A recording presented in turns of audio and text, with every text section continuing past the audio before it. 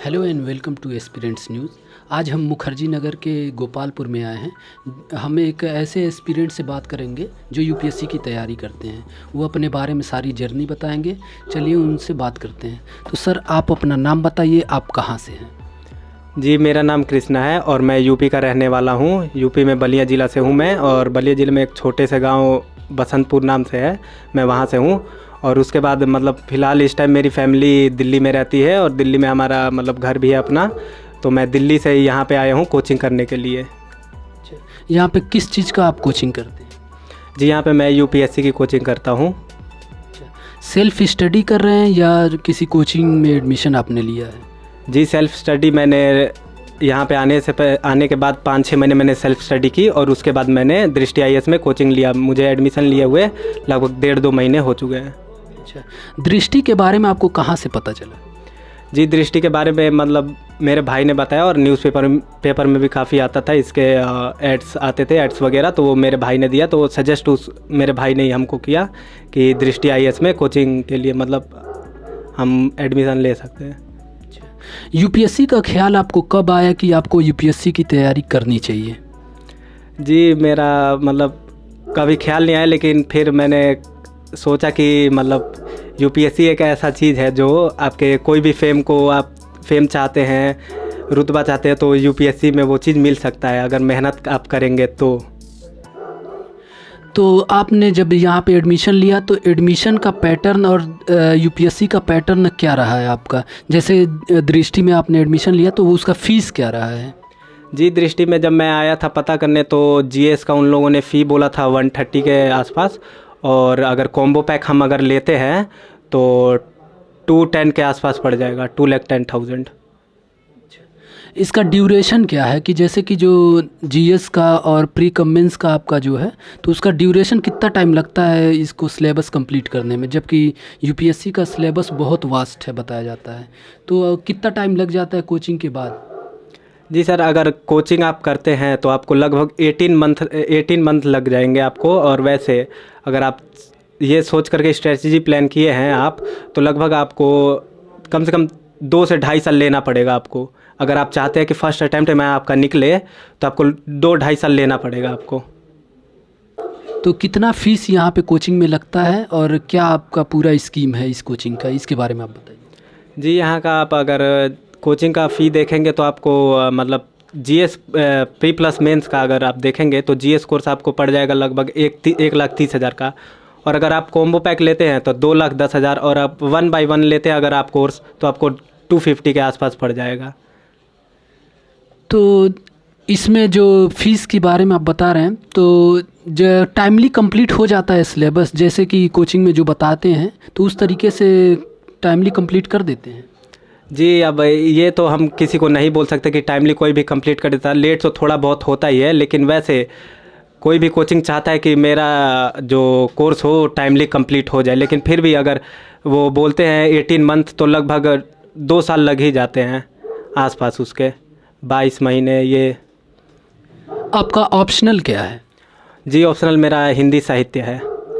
क्या वजह है कि आपने हिंदी लिटरेचर ही लिया ऑप्शनल के तौर पे? हिंदी लिटरेचर मैंने इसलिए लिया क्योंकि अगर अदर मैं सब्जेक्ट लेता तो उसमें मुझे कोई रुचि नहीं है मुझे, लेकिन हिंदी साहित्य में मुझे रुचि भी है और काफ़ी समझ भी आता है। और मैंने 10th और 12th में जो एग्ज़ाम दिया था तो उसमें भी मेरे काफ़ी अच्छे मार्क्स आए थे, तो इस हिसाब से मैं हिंदी साहित्य को प्रेफर करता हूँ।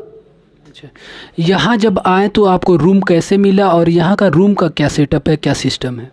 मैं जब यहाँ पे आया था तो हम रूम ढूंढ रहे थे, तो मुखर्जी नगर में हमने सबसे पहली बार देखा था। फिर हमें एक आदमी मिला तो उसने गोपालपुर के बारे में बताया, तो फिर हम उसका अपना ही घर था तो अपने घर में हमको रूम दिलाया। फिर उसके बाद हम एक और जगह चेंज किए, और फिर उसके बाद हम ये तीसरी बार चेंज करके यहाँ पे आए हैं।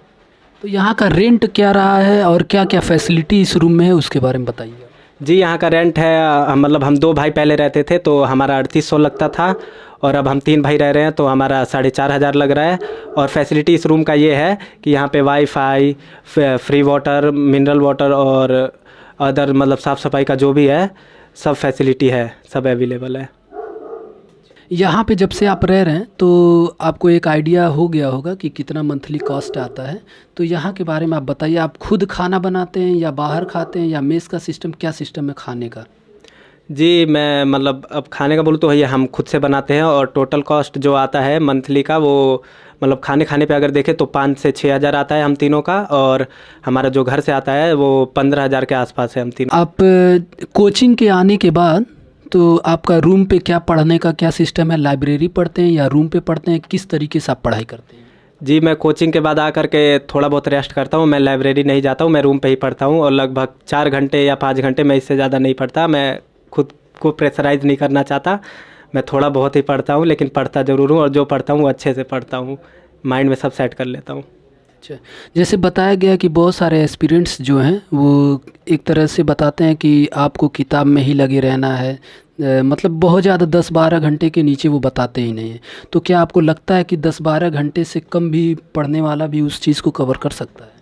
क्यों नहीं, अगर जो अब शिद्दत से दिल से चाहेगा, अच्छे से करेगा, तो क्यों नहीं कर सकता है। और 10-12 घंटे की बात रही तो अक्सर कोई इतना कोई नहीं है कि 10-12 घंटे पढ़े। अगर किसी का कोई पेपर भी देने जाता है अगर मेंस का, तो वो भी 10-12 घंटे नहीं पढ़ता है। हद से ज़्यादा 8 से 9 घंटे पढ़ सकता है वो। और इतने ज़्यादा मतलब नहीं रहना चाहिए, किताब से चिपकना नहीं चाहिए। थोड़ा अपने माइंड को भी ओपनली रखना चाहिए कि आगे चल के हमारा मतलब नेक्स्ट टाइम के लिए हमारा माइंड काम कर सके, अगले डे के लिए। क्या करते हैं? मैं उस टाइम में अपने दोस्तों को बुला करके थोड़ा टाइम स्पेंड करता हूँ। जैसे क्या क्या करते हैं? जैसे जा करके उनके साथ थोड़ा बहुत नेहरू विहार घूम लेता हूँ, मुखर्जी नगर, इससे ज़्यादा और कहीं नहीं। या किसी के रूम पे जा करके थोड़ा बहुत बैठ जाता हूँ दोस्त के पास।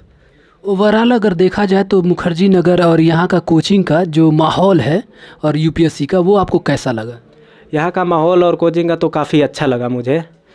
वैसे मतलब जो यहाँ का लोगों का रहना है, और यहाँ का मतलब हर चीज़ की फैसिलिटी अवेलेबल है, सब कुछ, तो वो मुझे बहुत अच्छा लगा।